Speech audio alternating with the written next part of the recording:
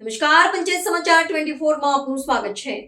દાહોદના બલિયા ખાતે જનકલ્યાણ શિબિર યોજાઈ। મંત્રી રમેશભાઈ કટારાએ પોર્ટેબલ એક્સ-રે યુનિટની સમીક્ષા કરી। દાહોદ જિલ્લાના સુખસર તાલુકામાં સરસ્વા પ્રાથમિક આરોગ્ય કેન્દ્ર અંતર્ગત આવતા બલિયા સબ સેન્ટર ખાતે તાજેતરમાં જનકલ્યાણ શિબિરનું આયોજન કરવામાં આવ્યું હતું।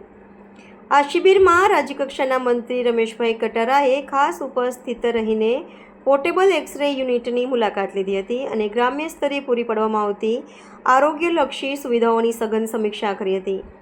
સ્થળ પર જ ઉપલબ્ધ આવી આધુનિક સુવિધાઓ થકી છેવાડાના માનવીને ગુણવત્તાયુક્ત તબીબી સેવાઓ મળી રહે તેવો આ શિબિરનો મુખ્ય ઉદ્દેશ રહ્યો હતો।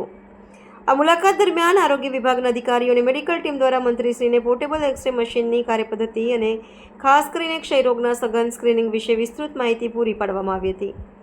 મંત્રી રમેશભાઈ કટારાએ આરોગ્યકર્મીઓની કામગીરીને બિરદાવતા સ્થાનિક નાગરિકોને અપીલ કરી હતી કે તેઓ શ્વસન સંબંધિત ગંભીર બીમારીઓ અને ટીબી જેવા રોગોથી બચવા માટે સમયસર નિદાન કરાવી સરકારી આરોગ્ય યોજનાઓનો મહત્તમ લાભ લે।